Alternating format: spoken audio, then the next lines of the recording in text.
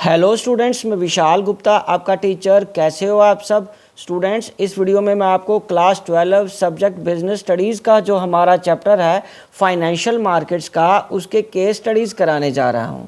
तो students start करते हैं इसके क्वेश्चन नंबर 1 से। Mission coach limited is a large credit वर्दी कंपनी, मतलब उसकी अच्छी गुडविल है, that manufacture coaches for the Indian railway. और वो सीट के ऊपर जो रेलवे के ऊपर जो कोचेज लगे होते हैं ना सीट के, वो बनाते हैं। It now wants to export their these coaches to other countries। वो इन कोचेज को, उस सीट्स को, मतलब उस तरीके की सीट्स को अदर कंट्रीज में भी एक्सपोर्ट करना चाहते हैं। And decides to invest in the new high tech machines, और नई हाईटेक मशीन्स में इन्वेस्ट करना चाहते हैं। Since the investment is large, it requires long-term finance. It decides to raise funds by issuing equity shares. The issue of equity shares involve huge flotation costs.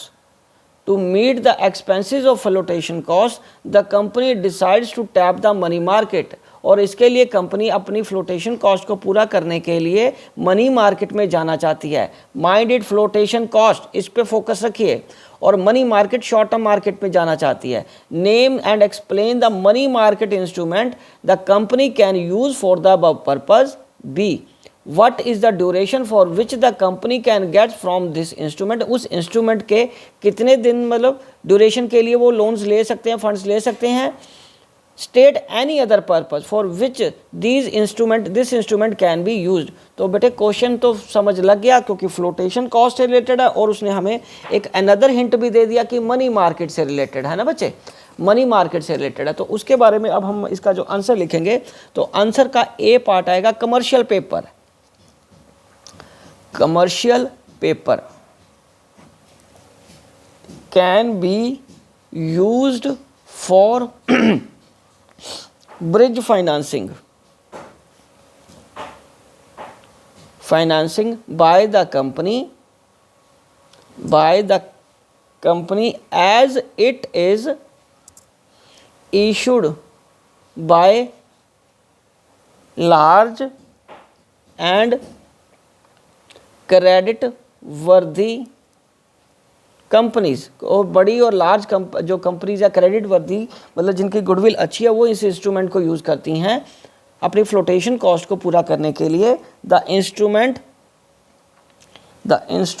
Is in the form of unsecured promissory note.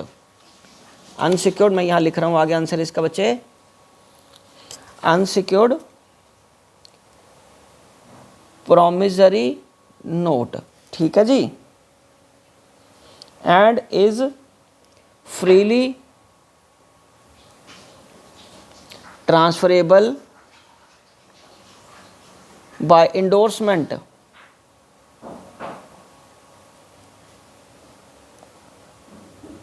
It is sold at discount and redeemed at par. अब उसका बच्चे B option क्या था? B option मतलब B question क्या था? What is the duration? Duration बताना उसका time period. So it's maturity period, it's maturity period is up to a year, up to a year, मतलब 1 साल तक। और उसके बाद उसको बताना आपके एक अनदर पर्पज है किसके लिए यूज़ किया जा सकता है।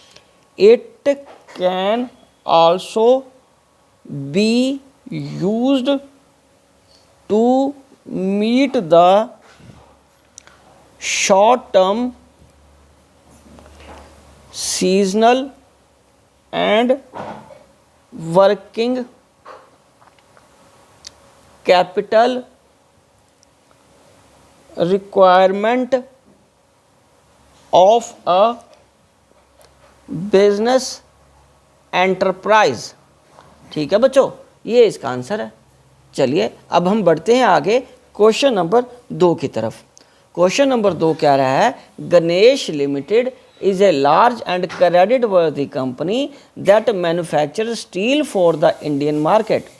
It now wants to cater to the Asian market and decide to invest in high-tech machines. Since the investment is large, it requires long-term finance. It decided to raise funds by issuing equity shares. और वो equity shares लेने की बात कर रहे हैं, issue करने की. The issue of equity shares involve huge flotation cost. और उसमें huge flotation cost है.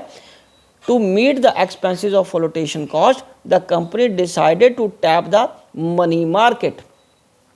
Name and explain the money market instrument and the company can use for above. Minded, दो चीज़ें उसने बोली हैं. बच्चे कंफ्यूज नहीं होना.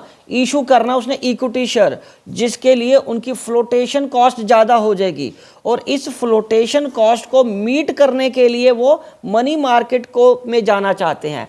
मैं अगेन बता रहा हूँ, इस क्वेश्चन में आपको मनी मार्केट से रिलेटेड इंस्ट्रूमेंट्स का जवाब देना है. ठीक है. So name and explain the money market instrument. Okay जी, गलती से इशू ऑफ इक्विटी शेयर पे मत चले जाना. For the above purpose. हाँ, अब उसका बी पार्ट क्या है बच्चे? व्हाट इज द ड्यूरेशन, ठीक है, of the company and state any other purpose. ये क्वेश्चन ऊपर वाले से थोड़ा डिफरेंट है. ठीक है जी. और यहाँ पे आएगा अगेन ए पार्ट में आएगा commercial paper. Commercial paper can be used by the company to meet the flotation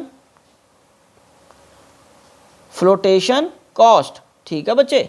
उसके बाद बी क्या है? Duration up to 1 year. Up to 1 year. ठीक है जी. और अनदर पर्पस क्या है? To meet the short term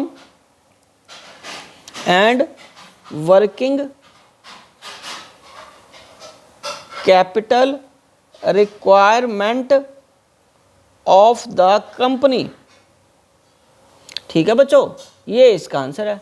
तो गाइज इसी के साथ ये दोनों क्वेश्चन कंप्लीट होते हैं. आई होप कि ये इंटरेस्टिंग क्वेश्चन आपको समझ आ गए होंगे. मैं इसी के साथ ये वीडियो कंक्लूड करता हूँ. ओके जी, विशिंग यू गुड लक.